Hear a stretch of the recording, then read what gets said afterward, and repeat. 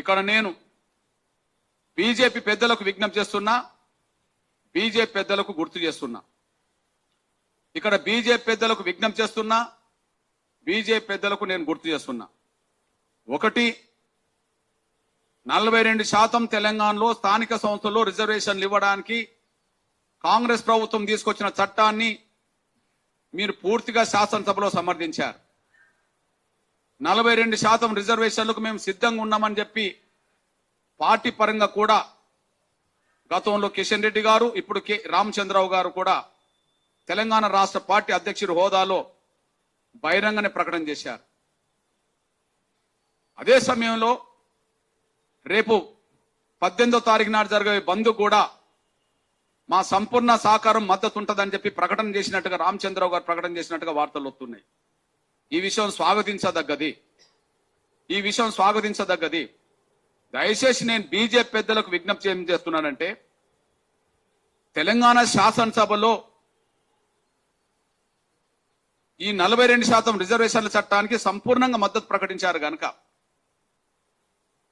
ప్రధాన జాతీయ పార్టీ నాయకత్వమే ఈ దేశాన్ని పరిపాలిస్తున్నది గనక, ప్రధాన జాతీయ పార్టీ బీజేపీ పార్టీ నాయకత్వమే దేశాన్ని పరిపాలిస్తున్నది గనక కేంద్ర నాయకత్వాన్ని ఏమాత్రం ఆలస్యం చేయకుండా ఒప్పించి ఇక్కడ 42% రిజర్వేషన్లు ఆమోదం పొందడానికి, అవసరం అనుకుంటే జాతీయ స్థాయిలో బీసీల పర్సెంటేజ్ పెరగడానికి, అందుకు 50% ఏదైతే అడ్డంకి వస్తుందని అంటుండో ఆ అడ్డంకిని అధిగమించడానికి ఖచ్చితంగా పార్లమెంట్లో కేంద్ర ప్రభుత్వంతో బిల్లు పెట్టించే దిశగా బీజేపీ పెద్దలు ప్రధాన చొరవ తీసుకోవాలని చెప్పి నేను విజ్ఞప్తి చేస్తున్నాను. నేను ఇప్పుడు సమస్య పరిష్కారం పార్లమెంటు వైపు వెళితే, సమస్య పరిష్కారం పార్లమెంటు వైపు వెళితే, లేదా సమస్య పరిష్కారం సుప్రీంకోర్టులో ఉంటే, ఎస్సీ వర్గీకరణ సమస్య పరిష్కారానికి సుప్రీంకోర్టులో ఈ అంశం ఉన్నప్పుడు గౌరవ పెద్దలు ప్రధానమంత్రి నరేంద్ర మోడీ గారు తీసుకున్న చొరవతో కేంద్ర ప్రభుత్వం తరఫున ఎస్సీ వర్గీకరణ జరగాలని చెప్పి సుప్రీంకోర్టులో అఫిడవిట్ ఇచ్చారు. తద్వారా ఎస్సీ వర్గీకరణ చేసుకునే అధికారం రాష్ట్రాలకు ఉన్నదని చెప్పి సుప్రీంకోర్టు ఒక కీలకమైన జడ్జిమెంట్ ఇవ్వడానికి దారితీసింది. ఇప్పుడు తెలంగాణ రాష్ట్ర ప్రభుత్వం తీసుకున్న చట్టం మీద సుప్రీంకోర్టులో కేసు నడవబోతున్న సమయంలో, మధ్యప్రదేశ్ ప్రభుత్వం తీసుకున్న నిర్ణయం మీద సుప్రీంకోర్టులో కేసు నడవబోతున్న సమయంలో, ఇక్కడ ప్రధాన ప్రతిపక్ష పార్టీ దేశంలో కాంగ్రెస్, తెలంగాణ అధికారం ఉన్నది, దేశాన్ని పరిపాలిస్తున్న పార్టీ బీజేపీ మధ్యప్రదేశ్లో అధికారంలో ఉన్నది. ఇప్పుడు 2 రాష్ట్రాల్లోనే బీసీల రిజర్వేషన్ల పెంపుదల మీద చర్చ జరుగుతుంది, ప్రధాన చర్చ జరుగుతుంది.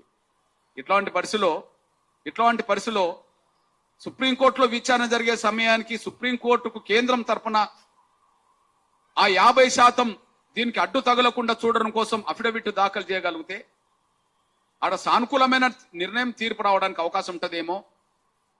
అవసరం అనుకుంటే పార్లమెంట్లో బిల్లు వైపు నడిపించడానికి మీరు చొరవ తీసుకుంటే బిల్లు ఆమోదం పొందుతుంది. కాబట్టి ఈ విషయంలో తెలంగాణ బీజేపీ పెద్దలు ఒకవైపు మధ్యప్రదేశ్ ప్రభుత్వం, బీజేపీ ప్రభుత్వమే రిజర్వేషన్ల పెంపుదల విషయంలో సీరియస్ గా ప్రయత్నం చేయబోతుంది కోర్టులో. ఇక్కడ తెలంగాణలో బీజేపీ పెద్దలు శాసనసభలో సమర్థించారు, బయట సమర్థిస్తున్నారు, బంధును సమర్థిస్తున్నప్పుడు ఈ సమస్య పరిష్కారానికి కేంద్ర ప్రభుత్వం ఏ చొరవ తీసుకోవాలో, సుప్రీంకోర్టులో ఏ చొరవ తీసుకోవాలో, అవసరం ఉంటే పార్లమెంట్లో ఏ చొరవ తీసుకోవాలో ఆ విధంగా చొరవ తీసుకొని ముందుకెళ్లే విధంగా తెలంగాణలో బీజేపీ పెద్దలందరూ కలిసి దీన్ని కేంద్ర ప్రభుత్వం దృష్టికి, బీజేపీ జాతీయ నాయకత్వం దృష్టికి తీసుకురావాలని చెప్పి నేను విజ్ఞప్తి చేస్తున్నాను. నేను ఒక మాటలు చెప్పాలంటే 42% రిజర్వేషన్లు అమలు కోసం మద్దతు ఇచ్చే ప్రతి ఒక్కరూ ఆ అమలు జరగడం కోసం వాళ్ళ పాత్ర నిజాయితీగా పోషించాలని కోరుతున్నా. అందరూ ఒకే పాత్ర పోషించకపోవచ్చు. అక్కడ కాంగ్రెస్ పార్టీ ప్రధాన ప్రతిపక్ష పార్టీ, అక్కడ అది బిల్లు పెట్టకపోవచ్చు, కానీ బిల్లు పెట్టమని చెప్పి సీరియస్ గా ఒత్తిడి తీసుకురావచ్చు. ఇక్కడ బిల్లుకు మద్దతు ఇచ్చింది కాంగ్రెస్ పార్టీ, ప్రభుత్వం తీసుకున్న నిర్ణయానికి బీజేపీ ఇక్కడ మద్దతు ఇచ్చింది, కానీ బిల్లు పెట్టే శక్తి ఉన్నది అక్కడ బీజేపీకి. అక్కడ బీజేపీ బిల్లు పెట్టవచ్చు. కాబట్టి ఎవరి పాత్ర వాళ్ళు పోషించగలిగితే, కొన్ని దశాబ్దాలుగా నా బీసీ ప్రజల ఆకాంక్ష ఆవేదనగానే మిగిలిపోయి ఉన్నది, అరణ్య రోదనగా మారిపోయి ఉన్నది. నిన్నగాక మొన్న హైకోర్టులో స్టే రాక ముందు ఎన్నో ఆశలతో ప్రతి గ్రామంలో బీసీ రిజర్వేషన్లు అమలు జరిగే ప్రతి గ్రామంలో నా బీసీ ప్రజలు ఎంతో ఆకాంక్షతో ఎదురు చూశారు. కానీ వాళ్ళ ఆకాంక్షల మీద స్టే అనేది నీళ్లు చల్లినట్టుగా అనిపింది.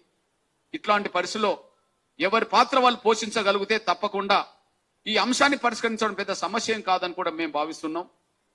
మహిళా బిల్లు ప్రవేశపెట్టినప్పుడు అన్ని పార్టీలు సపోర్ట్ చేసినాయి. ఈడబ్ల్యూఎస్ బిల్లు ప్రవేశపెట్టినప్పుడు అన్ని పార్టీలు సపోర్ట్ చేసినాయి. మహిళా బిల్లు ప్రవేశపెట్టింది గౌరవ నరేంద్ర మోడీ గారి ప్రభుత్వమే. ఈడబ్ల్యూఎస్ తీసుకొచ్చింది గౌరవ నరేంద్ర మోడీ గారి ప్రభుత్వమే. ఆ రెండింటితో పోల్చుకుంటే అత్యంత వెనుకబడ్డ వర్గాల, బలహీన వర్గాల ఆవేదన ఆకాంక్ష న్యాయం గనక ఆకాంక్ష న్యాయం గనక తప్పకుండా బీజేపీ పెద్దలు ప్రధాన చొరవ తీసుకోవాలని చెప్పి కోరుతున్నా. ఇకపోతే బీఆర్ఎస్ పెద్దలు కూడా